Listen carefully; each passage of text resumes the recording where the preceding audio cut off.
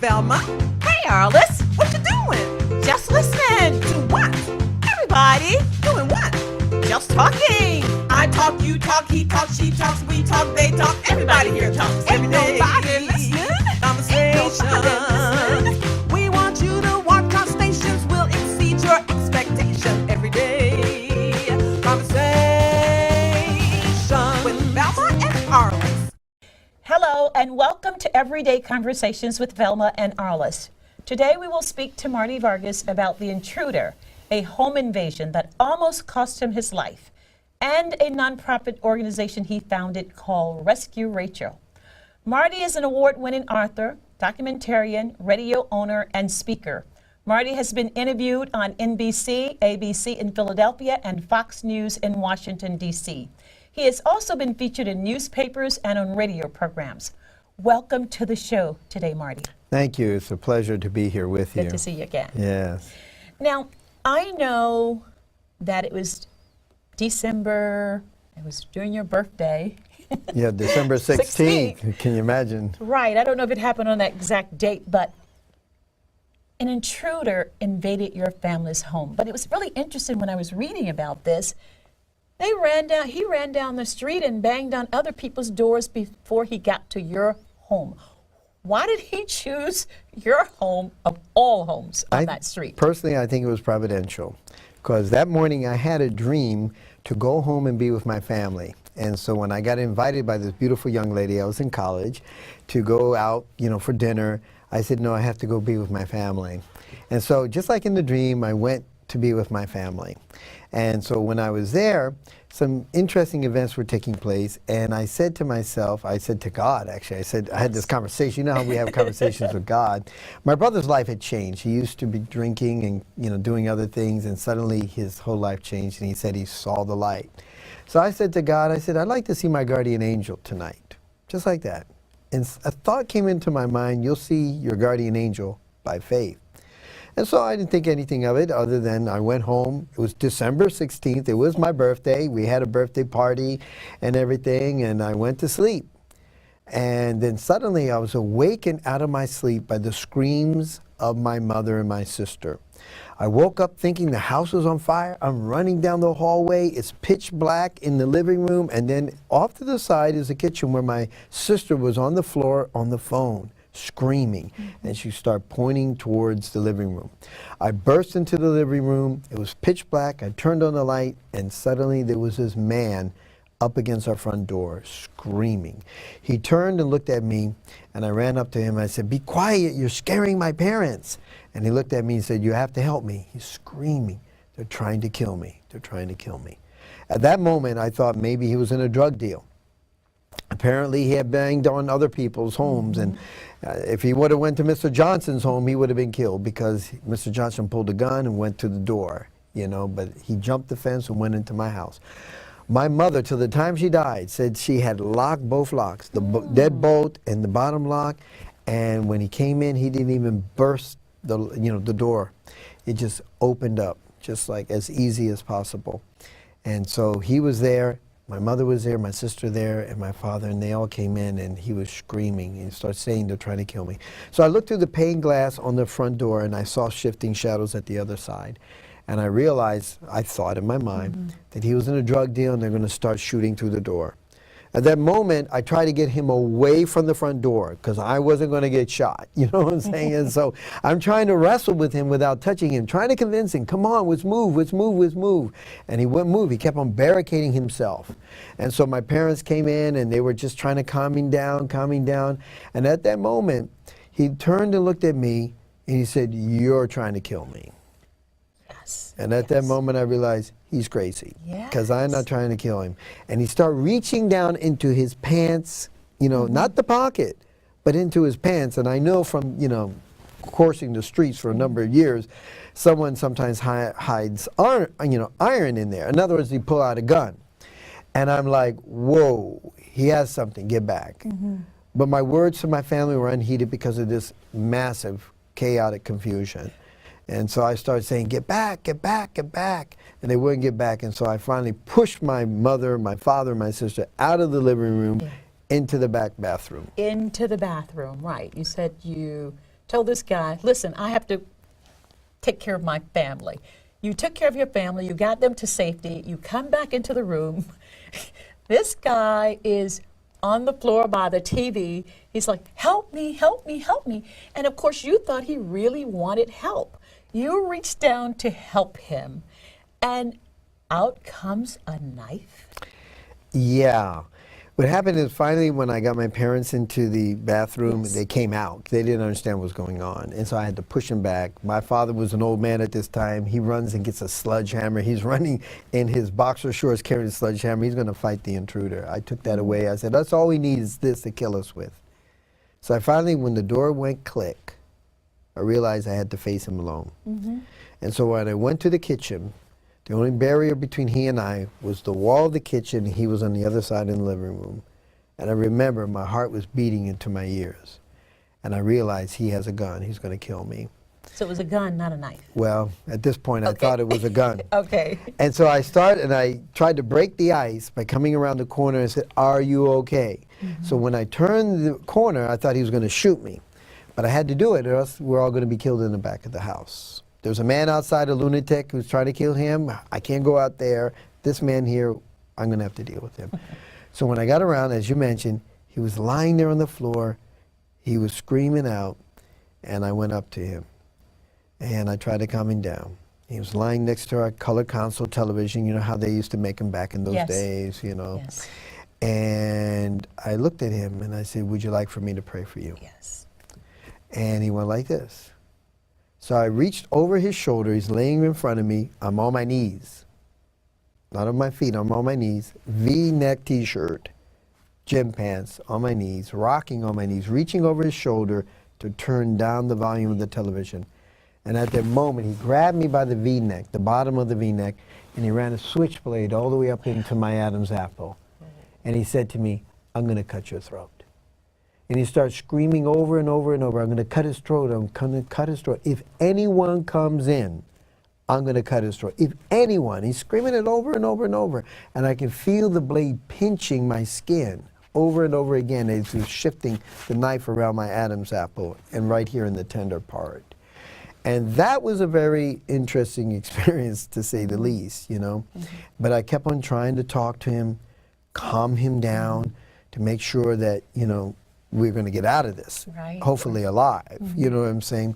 I didn't have any fear because I was caught in the moment, Right, right. what I was doing. You know, it's, you're not going to freak out at that moment, at least, I don't know, you know, with God's help, I wasn't going to freak out. And then the worst thing happened. He's screaming, I'm going to cut his throat if anyone comes in here. And suddenly I hear noise in the back of the house. I'm like, Oh, oh God. no, someone came in. He's going to cut my throat. At that moment, I just started looking up, like to heaven. It's like, this is it. I'm waiting for him to just push it all the way. He's right here, just waiting for him Oh, to you push got it me all. jumping. Yeah. And I'm like, just like that. And then suddenly, it was very interesting when some people appeared coming around the corner to burst into our room. The knife left my neck. And then suddenly someone hit me and I got thrown all the way across the living room. And then 4 men jumped on this guy and they were wrestling and fighting with him. And it was amazing. I mean, they couldn't calm him because he was very muscular, very strong.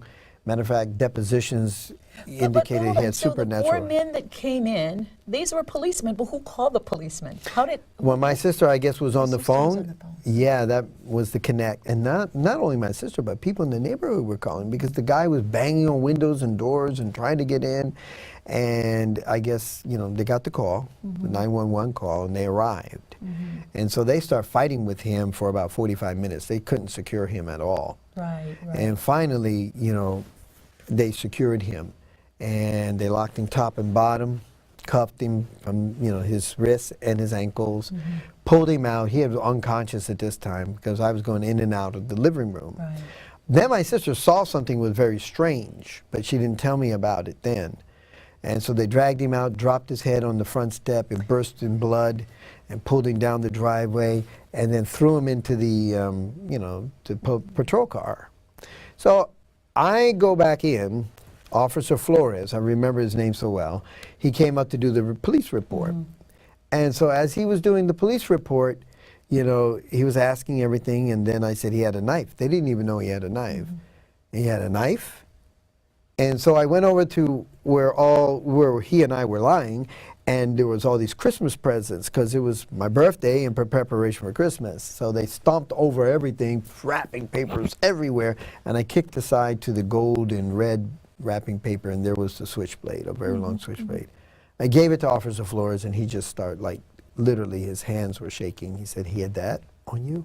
I said, "Yes." And the interesting thing about this too is the police were now interrogating you and I believe your family, and they just wondered what happened. Why didn't that knife cut you? And you said it was your faith that saved you. At that moment, do you believe it was your faith that saved you? I believe it was my faith in God. Yes. At that moment, because I should have been dead. Out of everything that happened, I should have been dead. And what happened was when they took the man into the patrol car and they were taking the, you know, the report from us in the home, some police officer ran in there and started shouting off code 1010, 1010. And at that moment, we all ran out, and I wanted to know what was going on. They had taken the intruder out of the patrol car and laid him in front of the headlights. Keep in mind, it's pitch black outside, red blaring lights from the police cars, and these lights, head beams, right on the intruder. And he's coughing, he's spitting up, he's foaming at the mouth. He's choking to death. And one of the police officers tried to resuscitate him, and they picked him up, put him in the ambulance, and he was dead on arrival to the hospital. And one of the things that your sister Wilma said is that the police really killed him. I think she said she saw the police kill the intruder. Did they kill the intruder? Or did they help to kill the intruder? If you would ask my sister, she would say they killed him. You know, I know my sister, she would not have lied. Did you tell the police that your sister killed the intruder? She told him. Okay. And I told the police they killed him. I remember the next morning after this, because they kept me in interrogation till 4 o'clock in the morning from like 12 to 4, and they asked me if I killed him. I said, I didn't kill him. I said, God saved my life. He said, what do you mean, your faith saved? That's when I said my faith in God. Right. But they asked me again, did you kill him? How did he die? I'm like, I'm just now finding out he's, you know, when I arrived at the police station that he was dead, you know. And so I felt like they were trying to pin the, I guess, murder or killing on me. But the next morning, I couldn't sleep all night. And the next morning, I called my sister and said, how are you doing? She started weeping on the phone. She said, they killed him, they killed him. I saw it. They jumped on top of him and put a flashlight to his neck. So she went back down to the police station and told them she saw. Well, in deposition, she told them. At that moment, the emotion overcame me. I was in the street at the time, in the estuary over by Mare Island. I ran through the street. I ran all the way to the police station. I put my finger in their face right across the table and said, you killed a man in my house. You murdered a man in my house. And the police officer was like in shock when I said that. Because, you know, conscience, I guess. And so what happened was, you know, this became a big court case. And it went on for several years. And there was an appeal and all that type of stuff. But the police were exonerated. But I'm not going to pin anything on the police. I'm not the jury. I don't have all the evidence, even though there was 177 documents, thousands of pages that were done on this particular court case. I know my sister did testify in deposition and what she saw. And also in the coroner's report, you could read that he died of, you know, like something broken here. You know what I'm saying? I don't know the particular medical term, but he basically suffocated, and also they believe that he had like 10 times the normal amount of cocaine in the system. So when it went to jury and all that type of stuff, I guess they felt like the police did what was reasonable to restraining him perhaps from that. But my sister begs to differ with that, because she said he was already secured top and bottom when they jumped on top of him. In other words, he already handcuffed. They jumped on top of him after he was handcuffed and put the flashlight to his throat, and then he went limp. And of course, he died on the way to the hospital, you know. But, you know, I can't sift through all the, you know, all of that. But, you know, that's what my sister saw. That's what she told me. And, you know, that's much has been immortalized in the deposition and so forth, you know. And but I was very thankful, you know. And by the way, I stood up for a man who tried to murder me. Yes, You know what I'm yes. saying? Because I felt like, you know, the way he was dealt with was in an improper way, was wrong. You know, but I don't have the answers to all that. You Now, know. I know when you were subpoenaed to appear in the district court, you said during that time you saw this photo that they had taken at your home. And that photo had your family Bible there, I guess, on the TV. Yes. And usually that Bible is open to Psalms, which is one of my favorites, 121, your mother's favorite psalm as well. Yes, yes. But when you took a closer look that day, it was not open to Psalms 121, but rather the Daniel in the lion's den. What does this represent, or what significance did that have? Yeah, that's a I very love that. amazing experience. I was almost murdered. The thought came to me prior to this ever happening. A voice like spoke to me, or a thought. It said, I would see my guardian angel, and I do believe in guardian angels. I don't care what people say, because I saw it that night, that experience. Right where he and I were lying was where he held the knife to my throat. Right where the Bible was, right above us was the Bible, and it was open to Daniel in the lion's den. It's basically the part where Daniel's looking at the king and he's saying, God has sent his angel to shut the mouth of the lion. And if people know the story, Daniel was put in the lion's den to be eaten by lions, but an angel came and shut the mouth of the lions. And I realized that night, no human hand saved my life. It was God. He sent his angel, just like in, you know, in the story. And so I was very grateful, and that's what that particularly meant to me. Oh, okay. And you said almost being killed that night had you search for a purpose and to figure out what you were really born to do. Yes. The next thing we're going to talk about is Rescue Rachel. So my question is, was establishing Rescue Rachel part of your purpose and part of your mission? Yes, I think it really was. It's a part of many things in the mission, you know, sort of like point number 12, you know, among 20. Yes. But it, you know, I had a burden for people. I love to help people who have gone through tragedies. And I do a lot of speaking internationally and here nationally, helping people to give up deep emotional problems, whether it was rape, incest, or whatever. They have gone through murder Wait, experiences. hold on one second. I just want to interrupt. Tell us what Rescue Rachel means. Okay. Rescue Rachel. Take the name Rachel. It's named after my mother, who was homeless for over 28 years. And I named it after her. Rachel, R-A-C-H-E-L. R, rescue, A, adolescence, C, through caring, H, healing, and love, you know, education and love. Right. Yeah. So Rescue Rachel, the acronym will be that, you know, rescuing adolescents with caring, healing, education, and love. And so what we do is we go out and feed homeless people. We go out and give them, you know, contacts for services that will help them get a place to live, or, you know, education, whatever, you know what I'm saying? And we particularly focus on young people, because my mother was homeless for 28 years, and we help everybody. But I thought about it, I said, why can't we arrest the situation prior to them becoming chronically homeless? Because once a person's been out there for multiple years, it's hard to get them off. Their mindset has been so twisted and deranged in such a way that many times they don't want to come off. So we start targeting young people. And then we start getting involved in deterring human traffic as well, you know, and intervening between pimps taking young girls to try to seduce them into the life of trafficking and prostitution.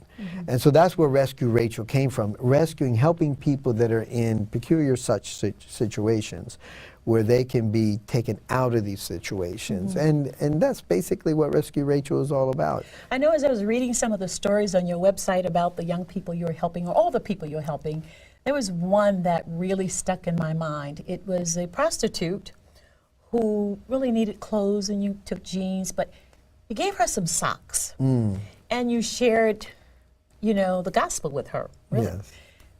When you touched base with her 2 weeks later, she said, I'm now off the street, I'm back home, and thanks for the socks. Because it was not just the socks, but it was your love and caring for these people. And that's what I got out of reading some of the stories. Just so many beautiful stories out there. And I think if we can all do that, I think we'd all be better people. Yes, yes. They don't need much. And that's why socks is very little. You don't have to do very much to win people's hearts and to help them get out of a situation. Yes, it totally changed her direction in life. And you know, I remember that night it was freezing out there, and I was giving out socks, and then saw this girl, 19 years old, 19-year-old girl. And I gave her socks, and I was walking away. She said, "Hey, man, thank you for the socks," you know. Then I went back to her, started talking to her, and then I came back with some female friends, and we took her out to dinner with her and her boyfriend, and we treated them well, you know. And then we start to encourage her, and she finally made that phone call, you know, to her father on coming out. Up to that time, she was turning tricks, performing sexual acts in order to panhandle, and sexual acts in order to have enough money to eat. Can you imagine, here we are in the richest country, one of the richest countries in the world, and we have young people out there prostituting themselves in order to survive. Now, people will say, well, they put themselves there and this and that. Look, my job is not to sift through why people are there. You know what I'm saying? My job is to help them when they're hurting. And then we can address the deeper issues. And giving this girl a pair of socks changed her entire direction in life. That's right. Can you imagine that? One act of love. Right. So let's go back to the human trafficking. I know there's you can probably answer some generic questions. So let's just talk about, what is human trafficking? Yeah, human trafficking is, you know, divided up in two different areas. There's labor human traffic, where people are exploited and made basically slaves in order to serve other people. I helped one lady rescue a lady out of that particular situation where she basically was enslaved. And I finally smuggled her out, got her to another state, and she got a job. Now she's a registered nurse, you know.